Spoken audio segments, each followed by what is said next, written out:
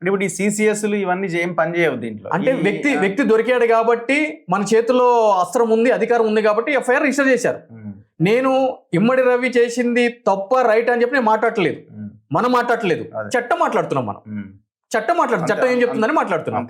So ఇక్కడ నేను ఏమంటున్నాను అని అంటే కనుక మనం కూడా కేసు నిలబడాలని అంటున్నాం కదా. ఎగ్జాక్ట్లీ నిలబడాలని అంటున్నాం. ఎందుకు అని అంటే కనుక ఇదంతా పైరసీ సొమ్ము అంటే రేపు అది ఉగ్రవాదం వైపు వెళ్ళొచ్చు, లేదు అని అంటే కనుక యాంటీ సోషల్ ఎలిమెంట్ వైపు దారి తీయొచ్చు, వాట్సాప్ ఏదైనా జరగవచ్చు. ఇక్కడ ఇంకొక విషయం ఏంటి అని అంటే కనుక సిపి గారు చెప్పింది, ఇతను ఈ సైట్ లోకి వెళ్ళగానే బెట్టింగ్ యాప్స్ తోటి టైఅప్ అయ్యి ఈ యొక్క యూజర్స్ ని బెట్టింగ్ వైపు మళ్ళిస్తున్నారు అని చెప్పి చెప్పడం జరిగింది. కరెక్టే, బెట్టింగ్ అంటే నిషేధం కదా.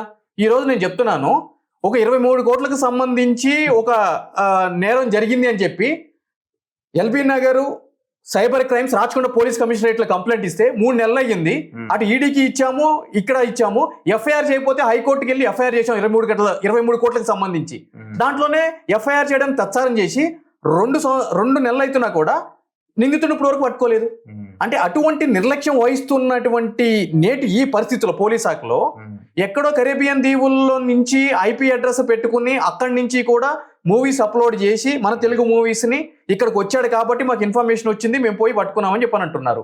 సో దానికి సంబంధించి ఒక వ్యక్తి ఈ వ్యక్తే ఆ సినిమాల్ని అప్లోడ్ చేశాడు అని చెప్పి చెప్పడానికి ఆధారం అని చెప్పండి రవి గారు. అంతేనా? ఒప్పిస్తారేమో, ఏదో రకంగా ఒప్పిస్తారేమో. ఆర్టికల్ 20 సబ్-క్లాస్ 3 ఏం చెప్తుంది? రైట్ టేకింగ్ సెల్ఫ్ ఇంక్రిమినేషన్ అని చెప్పని అంటుంది. పోలీస్ అదుపులో ఉన్నటువంటి నేరస్తుడిగా పిలువబడుతున్న వ్యక్తి ఇచ్చినటువంటి వాంగ్మూలము చట్టం ముందు నిలబడదు అని చెప్పని. ఓకే, దాన్ని కన్ఫెషన్ స్టేట్మెంట్ అంటారు. దానికి చట్టబద్ధత లేదు అని చెప్పని చట్టాలు చెప్తున్నాయి. రైట్ టేకింగ్ సెల్ఫ్ ఇంక్రిమినేషన్ అంటారు.